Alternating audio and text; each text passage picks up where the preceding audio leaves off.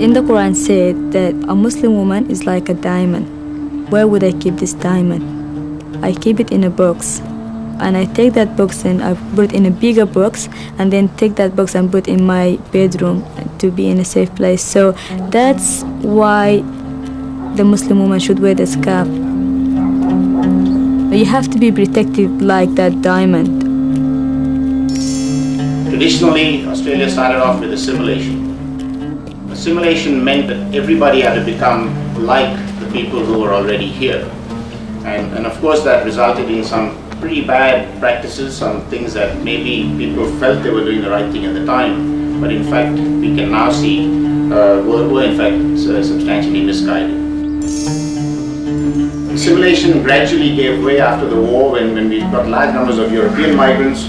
It gave way to what was then called integration. And integration meant, these newcomers, gee, they do a few things well, they dress better than us, and they certainly eat better than us. So maybe we should learn something from them. Multiculturalism is different. It says that it is good to be different, it is okay to be different. Difference adds value to our community life, to our culture, to our economy, in every possible way. We should celebrate difference.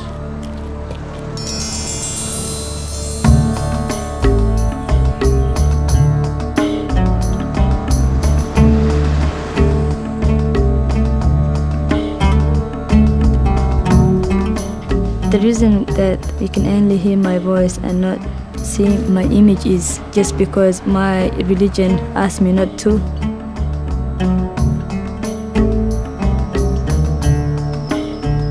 Some people even think, even your voice, what's the point? You are behind the cameras, but your voice is still there, But I said to myself, there's still a lot of people out there don't know about my religion, and I am wearing that veil, but this is me, This is what I'm saying.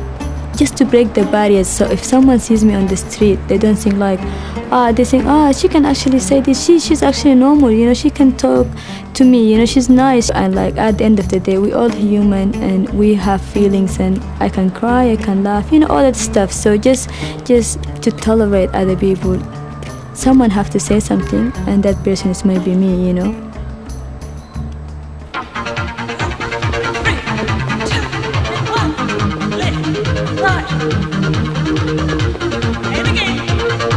I don't think we have quite got over our refugee experiences and experiences of displacement and dislocation. I think for the next generation who would be born here, they would be a bit more clear about where they are in terms of identity and stuff like that. But for people who just, come here, there is all that experiences that they're still working through and recovering from. So the one thing that they can do to, feel safe and feel themselves and, be able to maintain their culture is by being conservative. It's not a common thing back in Ethiopia or Horn of Africa that women choose to cover their faces. It's a new thing in a sense. It's probably part of rise of fundamentalism around the world. Islam does not require women to veil their face. Some women choose that like an extra step of devotion to their religion. I think it's quite unnecessary, but if a woman chooses to cover her face and she's not forced to do that, then I think it's quite okay. But it does restrict the choices that women have, covering your face in terms of, being able to pursue a life, a career and so on outside the home sphere.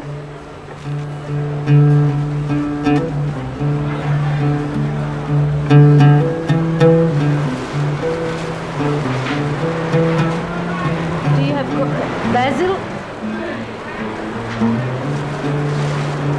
Have you got basil? Yes, basil. Yes. And how much is it? When people go to other countries, they maintain their culture and not even maintain, maybe sometimes brush it up and make it better for their survival, because they become a minority. No matter how much they integrate, they will still be a minority.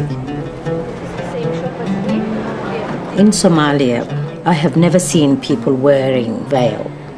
In Somalia, a ladyship is related to scarf. As soon as you get married, you wear a scarf. Marwa is a status in our culture where a lady is a lady. It's not just a woman. To have more status, you would want to wear the veil like this because as you know, in our communities, the elders are more respected. And if you did this, you were more of a marwa than a woman. You know, you had that extra status. And I believe that the wearing of the veil is a feminist issue at the moment. And people are saying, I look beautiful behind this veil. I had no respect for myself before I wore this scarf. I used to feel I'm just hopeless, person. But now I feel like I have all that power on me, inside me. And, when you show in your faces, that's where the problem is, because that's how I can judge how you look. You know what I mean? So if I know how you look, then I can make judgment, and then I can, I'm attracted to her. And a lot of things can occur from, just this face. Women inside a hijab do not wear makeup, do not wear perfume, not to attract male to themselves. And they feel as beautiful as I do when I'm wearing makeup, high heels and everything. So there's, I think there's a power behind wearing the thick veil.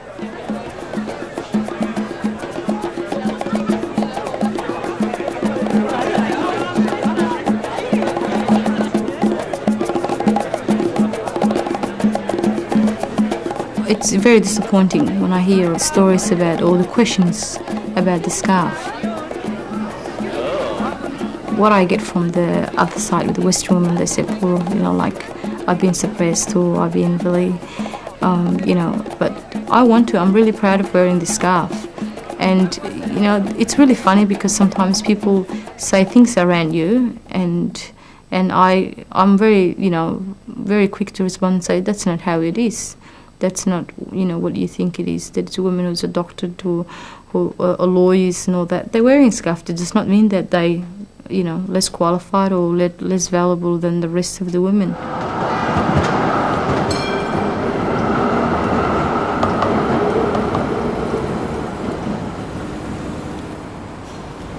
I remember before my sister put the scarf on, we went for a job interview. We both went for the same job. And, my friends were telling me, Samira, we know you have more experience, because she didn't have any idea about the job itself. She actually got the job and I didn't. So I think for some Australians, I can't just include everyone. I think for some people it's something different, something new that, they not exposed to something like that. But comparing to other countries, Australia is a lot better. But I am Muslim and I'm going to be wearing the scarf. But does that mean, whenever I go for an interview, they're going to say no to me? Does that mean I'm never going to wear the scarf? And you can't, because it's a religion and it means so much to someone who's from, Muslim backgrounds.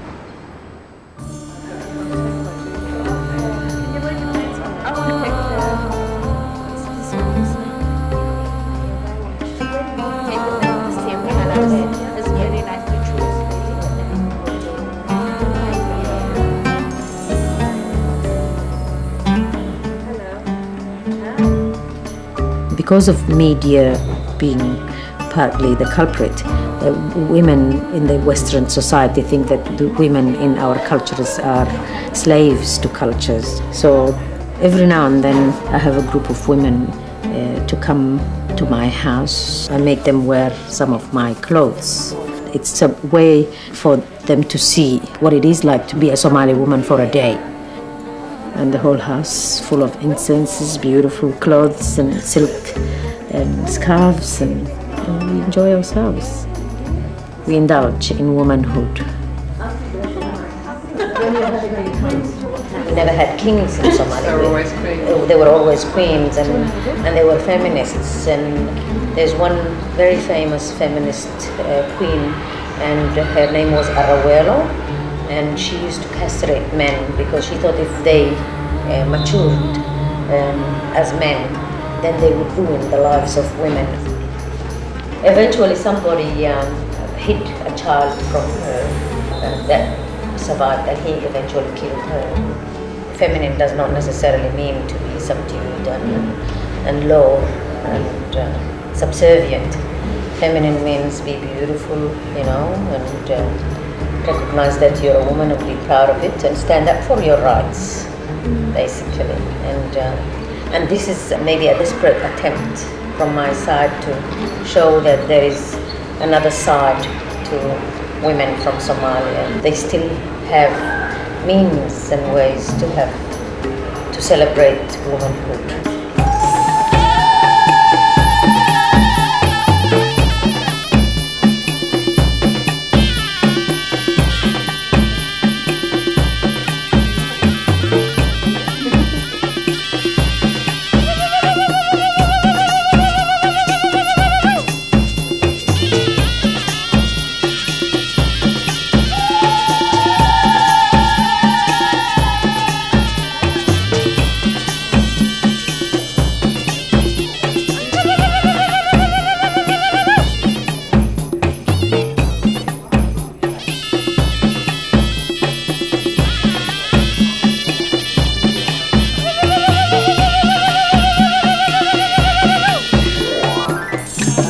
And no two women should smell the same? Mm-hmm. Yeah.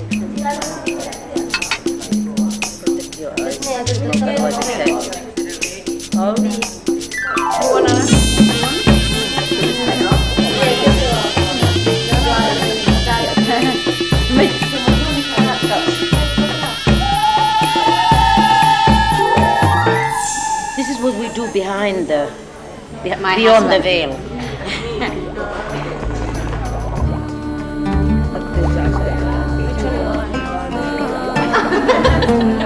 Let's hope. Do you want to try it, darling?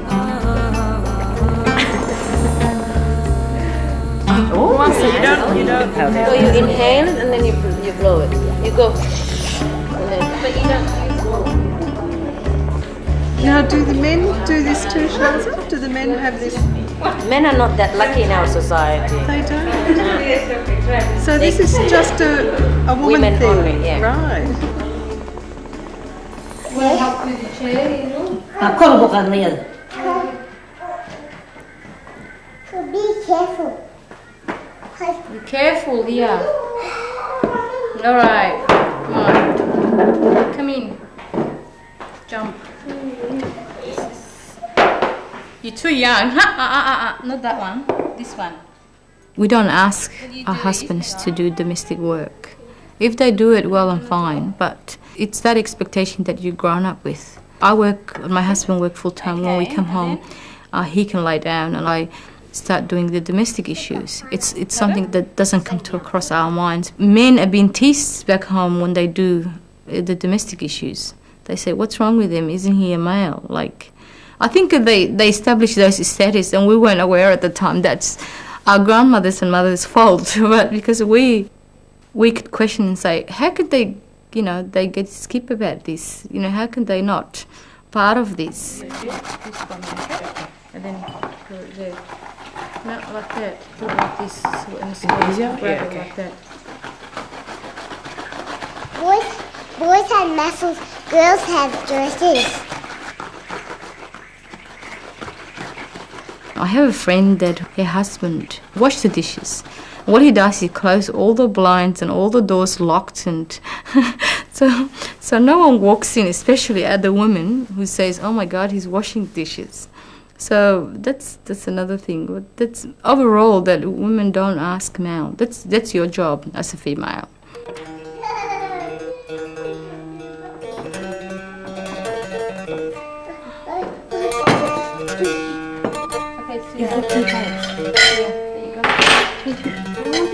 But don't get me wrong, the women are better off because they're not very isolated as men.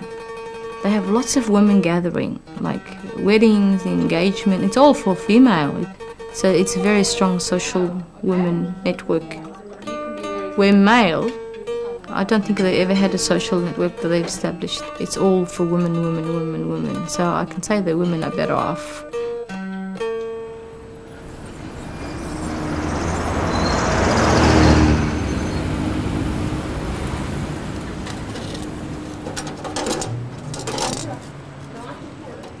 This is actually burning the incense. They say that if you burn the incense, you can smell it from the seventh heavens. So burning an incense is a spiritual, for a lot of occasions for buying. Aisha said today that her mother bought a car, and her mother burned the incense and made offerings to the spirits, which means those in the west, north, south, and east. So all the spirits of the land will get the offerings of the popcorn, and the spirits on the heavens will get the smell of incense. And it happens in almost every Horn of Africa society, and that's regardless of the religion. It's not necessarily Islam. No. Are you Muslim? No. Yeah, well, because even though she's not a Muslim, it's a cultural practice, and I think it's probably one of the most common thing between the Horn of Africans to burn incense and make popcorn and dates. That's right. Yeah, popcorn and dates. I actually thought you just do it to make the place smell nice. No. That's because you're young. The older you grow, the more traditional you become. The more you want to know about your roots and the more your you traditions. Because you know you make a choice. Yeah. And I'm sure you've seen me about 2 years ago. I wasn't wearing a veil, was I? Yeah. And slowly you just become more traditional because you want to stick on to something. I lost a lot of things, even the language. I mean, I mix it with Arabic quite a bit and then mix it with English. It's good in a sense having all that diversities, but also I'm always worried that I will lose something, that my children might not be able to speak Hurrian or whatever.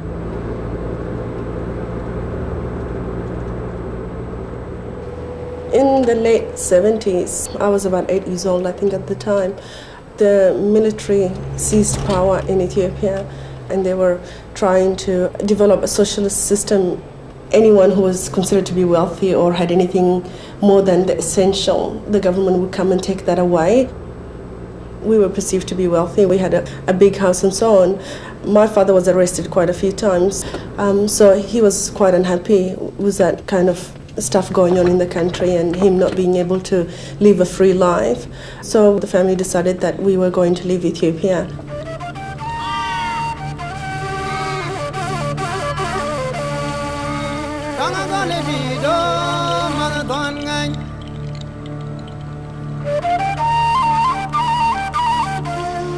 My name is Munira, and my story is about journey through the desert of Northeast Africa.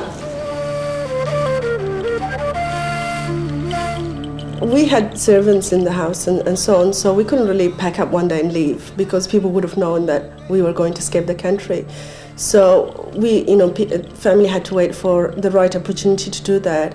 And my auntie was about to get married, so we gave, the people who were working for us time off, saying that we were all going to go to this wedding. And in Ethiopia, weddings go for days, so it was a good excuse. There was a lot of secrecy in terms of, what you can take out of the house. A lot of things were left in the house. A few essential things were taken out of the house. Uma, yeah. Should I take my dog with me to the wedding? Up to you if you want.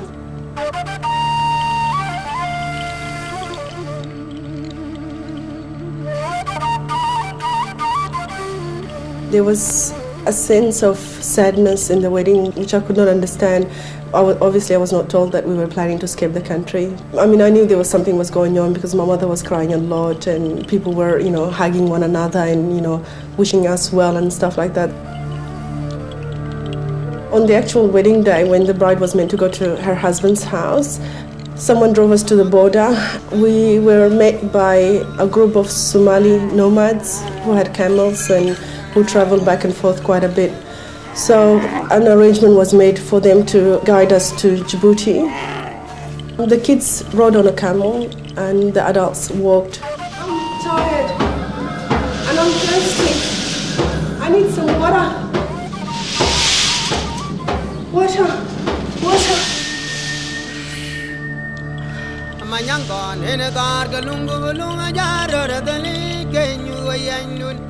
A year after arriving in Djibouti, when I was 9 years old, my mother sent me to the market to buy some rice for her. There was a big crowd. They were gathering around this building. We were asking, what was going on, and they said, well, this is United Nations came to Djibouti, set up an office, to trying to resettle people in other countries. I was still not clear about the whole thing, being only 9 years old at the time as well. Some woman came up to me and asked me what my name was. So I told her my name. She said, "Can you read and write in Arabic?" And I said, "Yes, I can." She took my name and stuff like that, and I left not realizing what exactly happened. And then a few weeks later, someone came home and told my mum that I was selected basically to be sent to another country. My mother's reaction was like, "I don't want my daughter to go. I don't want her father to find out."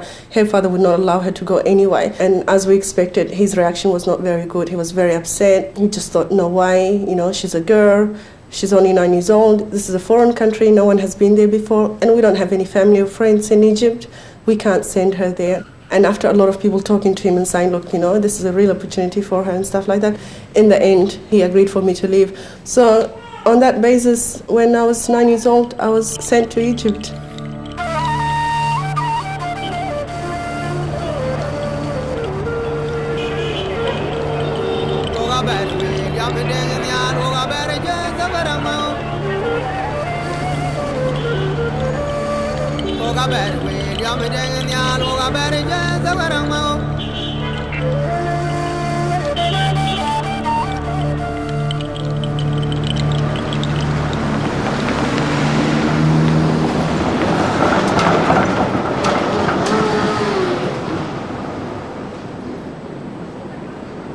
We left Somalia in 1979 because of communism and how the country's system was changing.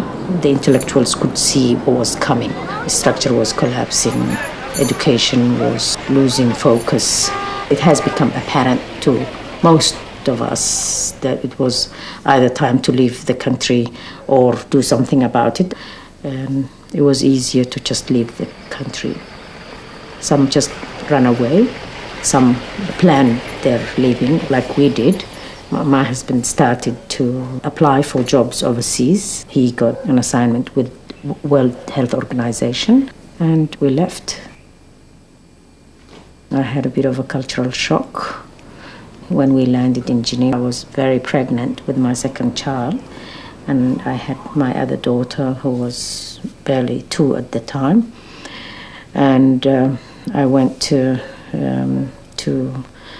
a land where people had to rely on themselves rather than others.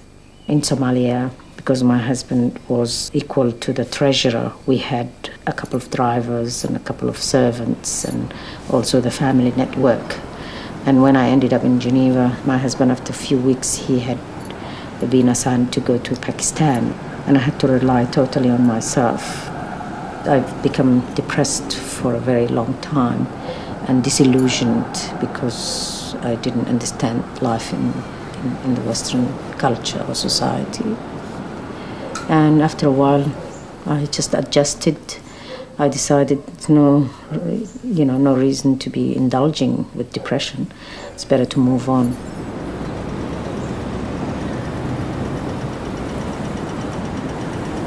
I got sick and tired of moving from one country to the other.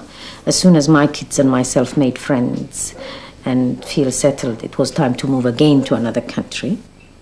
I went back to Somalia in 1984 for holiday, and I've seen people were happier. They were allowed to do business. They were allowed to leave the country if they wanted. Everything was changing in my eyes at the time, and I felt that I needed to set some roots in Somalia, go back, build a house, take the children back, and establish ourselves before it's too late, and as well as give the children the opportunity to acquire the culture and the religion. But when I went back to Somalia, it was a different story. We've been away for 9 years. I have changed, and my friends have changed. And it was difficult times for the kids as well. We had routine, and life in Somalia didn't have any routine.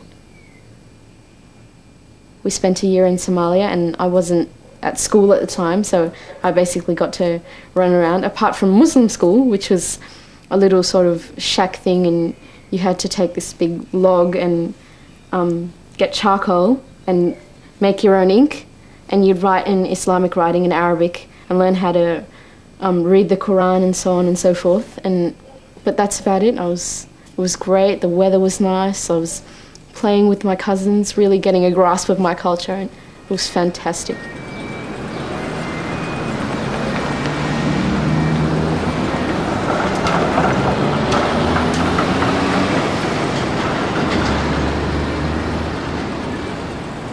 It's different for my children because I want them to integrate. I want them to have an easy life. The reason that we left the country is to give them a better life, not to keep them at that level. And for the mother who is traditional, who wants to maintain her culture and her children's culture, it's difficult when the children have an identity of their own. Mum is a great example of a Somali woman. She's got it together. She knows who she is. She's proud of her culture. She's clung to her culture. And she doesn't pressure us to do anything. She says, pray, you know, wear a veil if you want to, you know. She mentions what she would prefer us to do or how she would prefer us to be, but she doesn't push us.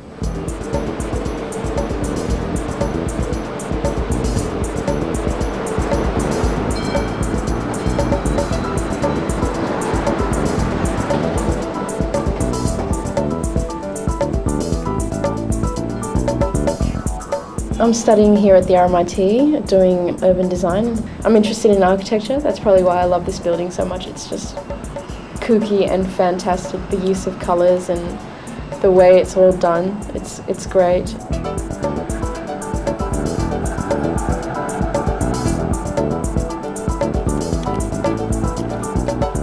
If someone was to ask me my nationality, I'd say I'm Somali, and I'd be proud of it. Though, in another sense, I'm an Australian. Like, if I were to be overseas, I'd be like confused as to what to say, whether I'm an Australian or a Somali, but I'd say Somali-Australian sort of thing. Like, it's great being an Aussie and having my friends and living my life. At the same time, having that culture to grasp onto, so I am someone, I am a Somali.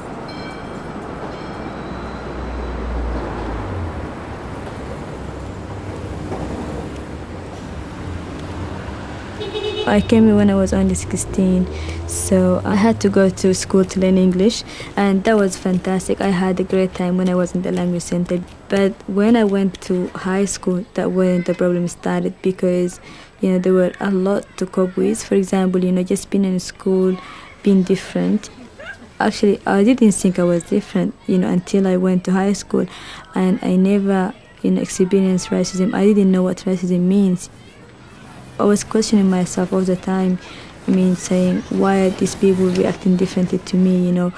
I didn't speak good English then, and also I was the only dark color student at the time, and it was very hard to find friends. I had no friends in school.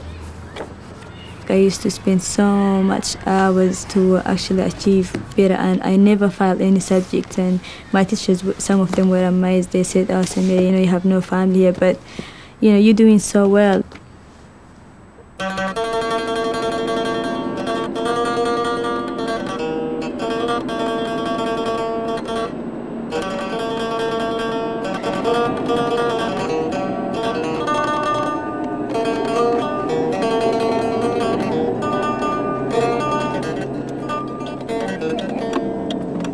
Make sure you bring Rita Ahmed. Don't forget that, okay? I can't. What happened? Why?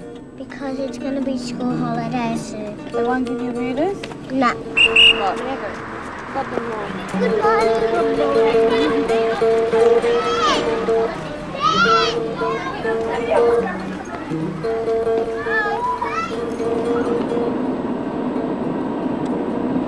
Your children are trying to mix two different cultures, the new culture that they've got to live in and the old culture that they came from.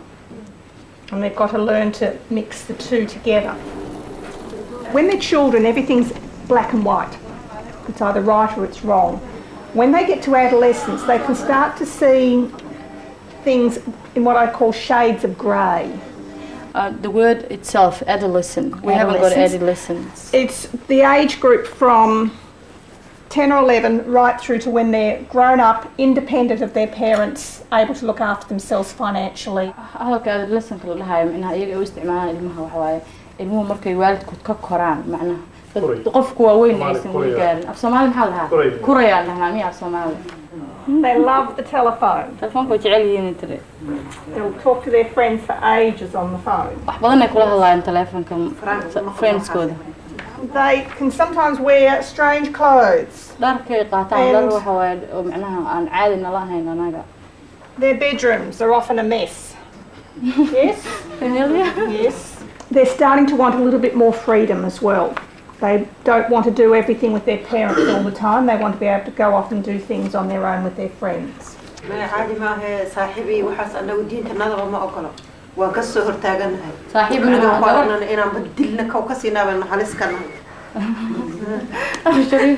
saaxiib gabdhaha leedahay gabdhaha hadday gabdho saaxiib leeyihiin weeyaan macnaha friends ka maqlaysid gabar way la noqon kartaa saaxiib laakiin wiil saaxiib lama noqon karto if it's a female friends that's fine she said. Sometimes their values may be a little different from your values, but in a new culture that's okay because they've got to learn about that culture and the values may be a little bit different. هاي سيد اسكو إيمانينا مرك أنا وحي وناكسنايو دينتي دو قولي دان لقبا أساقنا مقالة وينونو دحقاضة دورها أنا وحن جعلنا عرفتنا إسكولك مركا يتاتت إن ليرا والدكين كردمتاي والدكين وحو إدين فرق ويفي عنتهاي راعة والدكين إن لغو سواني عرفنا. The culture we are in now is a very difficult. I know, and it's a really hard adjustment. When we were from 14 up to 20, when we were in high school, we used to think, how can you help your father? How can you help your mother? But the children we brought here, they don't have just about themselves. They think of themselves. Yes. They become selfish. Yes. So even our own children, the culture they came to, it's far from what we used to think. We're facing that, and we're facing the children when they go to the school, when they go to the other society. When they come home, we have fear. We cannot talk to the way we want to talk. We say, if you say something, they might go to the school to report for what you say to them or something like that. Yes. So we're totally lost.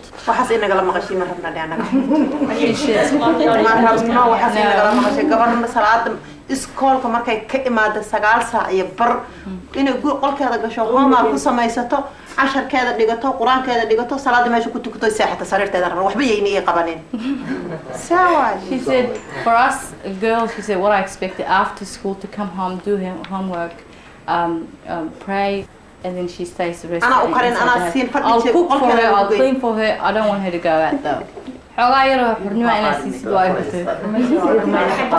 qofkii gabadhii ay saaxiib la tahay telefoonkan siin ha kula hadasho. What is she frightened of? maxaa ka baqaysaa ku taday baxdo waraa ku haysta maanta inay soo dhimataan ma malayn inay ku soo noqon ma moodahay gabadh habeenimo baxday waa la dili kara tuuga dili kara erdeel socda ku soo ku dhufan kara wax kasta waa la qabsan kara. She said lots of things I'm worried about lots of things that she said it's not it won't be right for me to go out she said.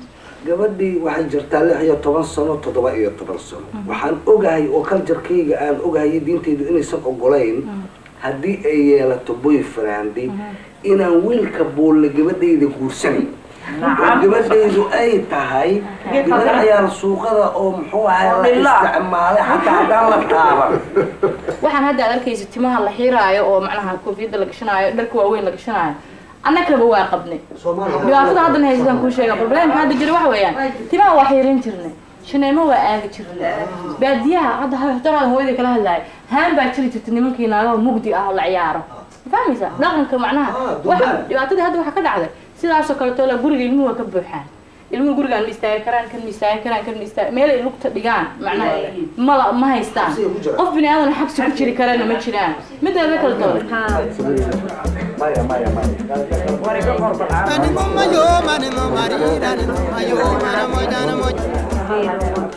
My mother, who grown up in the bush, she says we used to go out for miles, walk as the girls for miles, and dance with the boys, like a drums and all that, in the middle of the night with just the moonlight. That's it.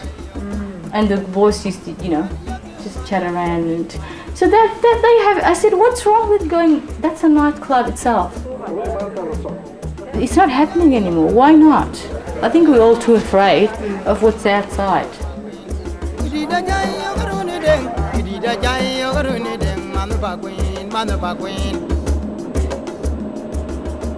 I left Somalia with my first child back in 1989. My emphasis was just to visit family members who were here before me. Just had a one suitcase. That's how light we travelled that time. I learned on the way to Australia that I'm expecting my second child. I was really ill after I got here, and I've been hospitalised for a couple of times. While I was actually in hospital on and off, that Somalia started to get worse, and we've lost in touch with the relative and my husband. I think the next thing we heard from him is about 1.5 years, close to 2 years. I've lost touch with him. The communication, they're going bad, and then they've been disconnected because the war started.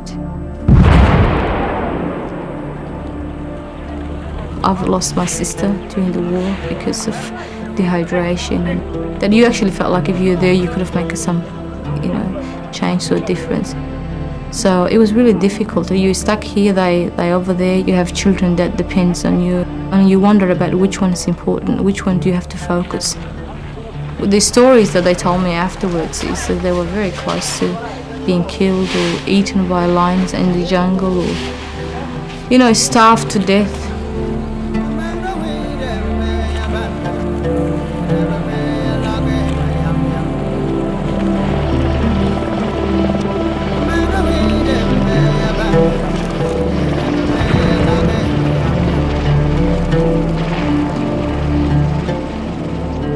Despite my surroundings and people were really nice and all that, but didn't really, because there is my home. I'm only here to visit. It's like you're going to Bali and you only back one suitcase with the, summer clothes, and then all of a sudden that you've been told that you can't go back. I remember being in hospital bed when I had the baby crying. The only thing that I was crying for is that, really, is this home? Like, is this where am I going to end up? I don't want to be here. And I know that it's not the department, but some of the public, they think people want to come here and they wanted to stay here because it's a fantastic country. I agree. But when you don't have any roots, or you don't have any belongings, or you had, your life was better off, you don't have to really. You don't have any friends. You're kind of like in the middle of a wilderness. That's what I felt. He always felt like that his situation is better than everyone else because we were already here, we were already safe. But when he came here, it was really difficult for him because it's new reality. There's no job, there's no status, there's no money, there's no home. And he came into and he was really totally all, thinking things will be better when we go back. And I'm saying, no, that's not the reality. Things can drag for 10 years. And look today, it's been nearly 10 years.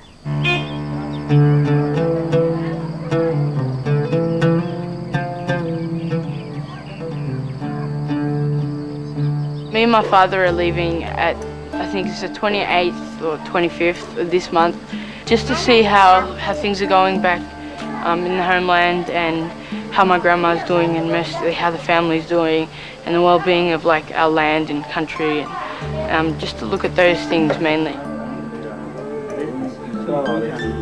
Last thing I heard was that Somalia actually is now more settled than it was.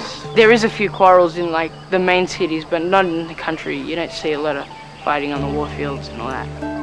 I've been through it, when we separated during the war. I promised myself that I would never do that, whatever happens, because I'm always afraid of, because I left there just to visit. I don't know what's going to happen this time too.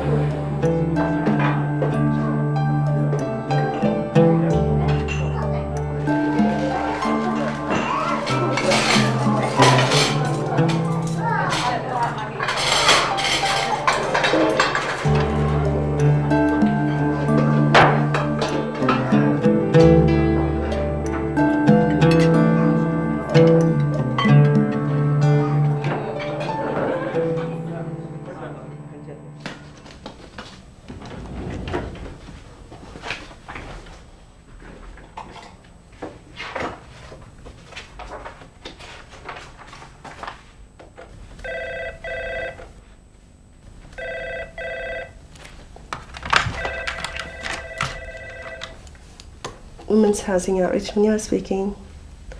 Hi, how are you? 1985 in Egypt, me at the age of 15 was my younger brothers and sisters living in a flat by ourselves. In 1985, my family decided that they wanted to send the rest of the kids to Egypt as well.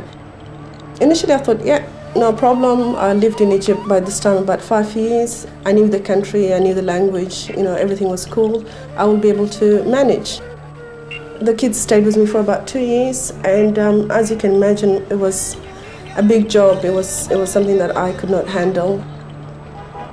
Okay, I know you're tired and hungry, okay? And I know you just came from school. Just sit down and I'll see if I can get you something to eat. I ended up having to leave school and look after the kids, and basically that was the expectation my family had of me as well, that because I was the oldest, and I was quite unhappy about that. I started being really ambitious about, wanting to finish my education and perhaps have a career. In the end, I met someone that I thought I was in love with at the age of 16, and that person was applying to be resettled in Australia, and he just included me on his application. I ended up making a decision to take one of my sisters with me. She was the sister after me, and I was really concerned that she might end up with the role of taking care of the kids if I had to leave. So my sister, myself, and this person that was a fiancé, we came to Australia together. I stayed in that relationship for about a year, and then I just realised that that's not really what I wanted to do. So, for us to make a decision to live on our own in a foreign country that had different cultures was not acceptable. And a lot of people came and told me that to my face and, wanted to get me back to the relationship, or otherwise have some other living arrangement where some guardian or some adults will look after us. But I felt, because I lived on my own for so long and I had to fend for myself most of that time, that I should be able to do it as well.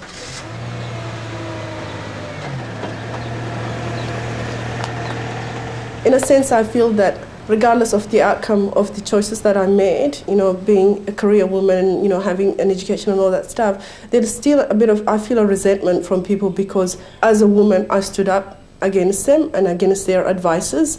And, so, we come from a patriarchal society, and men are always right, and women, have to be submissive and listen, to the wisdom of either elders, including women elders, or men in general. And I haven't really followed those footsteps. So I think on that basis, I feel a bit like I'm not quite in the community.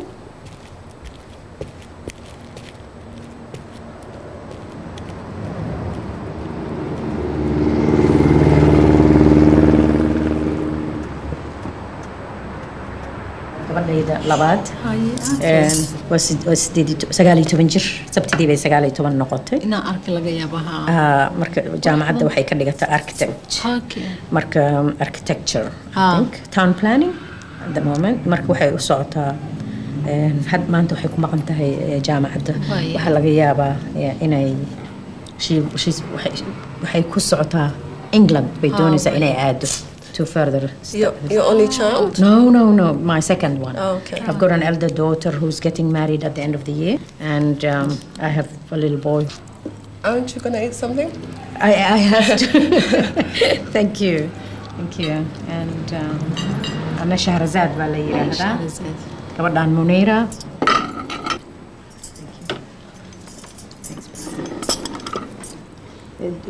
Munira, adna caruur ma leedahay? Are you married? No, I'm still single. Good on you.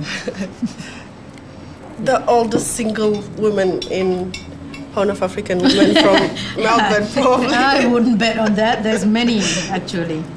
I wish a lot more women were like you. Have your career and plan your life rather than just do what they did back at home with our mothers and, And a lot of that's happening here as well. Young girls getting married really young. They just when a couple of years passes, I think people will realize that keeping all traditions will not suit the environment we're living in at the moment.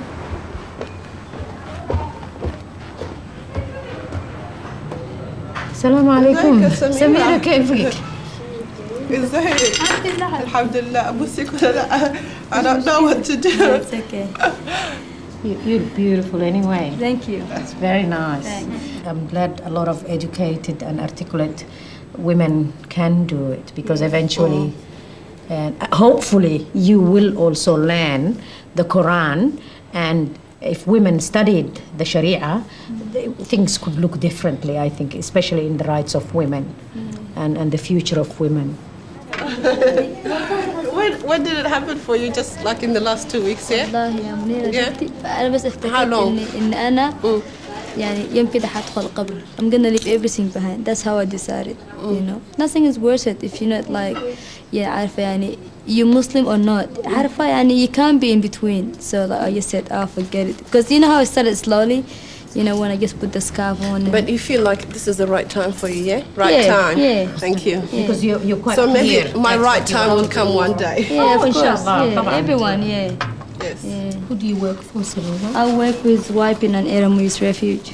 Well, I think it's an advantage for your agency if they can claim that they can actually accommodate you with your character sense, and also it would be an example for the young women out there that it's not because you're covered or not, you're not getting a job. And also, you know, this is an opportunity for other young women who choose to go down that path to feel strong, because there's a woman before them who's taken that choice. That's right, yeah. And it shouldn't be a barrier, I don't think, like, you know, it shouldn't be a barrier, because the people that I work with, they say, Samir, we still know who you are, you know, what's the clothes gonna make the difference?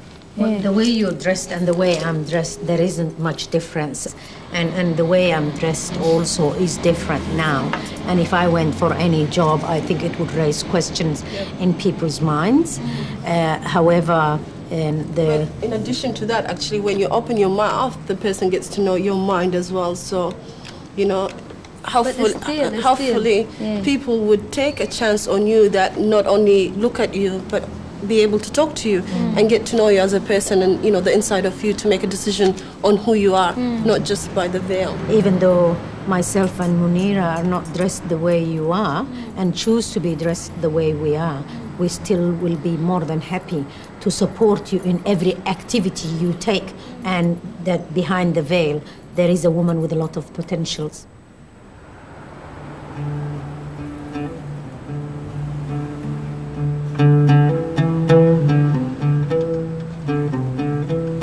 In the past years, you know, Australia was intolerant about people who came from Europe, you know, the Greeks and the Italians. So people find it hard when they first come, and then they overcome that problem. And then when, you know, people from the Horn of Africa come, they have to face. So I'm just saying that Australia should learn about its past mistakes. Whoever you're accepting, just, you know, they don't have to go through that process again, you know. So whoever's new to the country, then they face the same problem.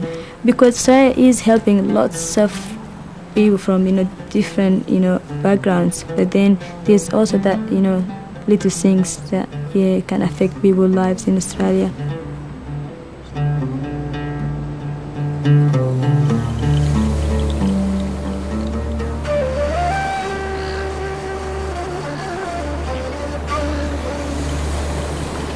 It's hard not to feel different because of the color that I am. A lot of times I go to places where, you know, mostly there are people who are white.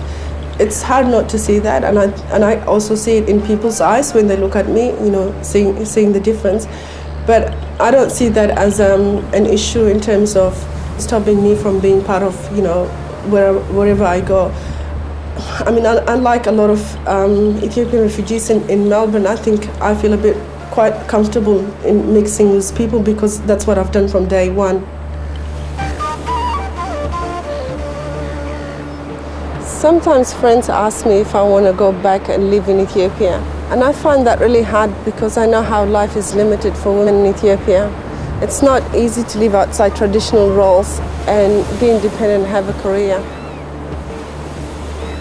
Actually, I lived in Australia longer than I have lived in Egypt or Ethiopia. So Australia is starting to feel like a home more than anywhere else.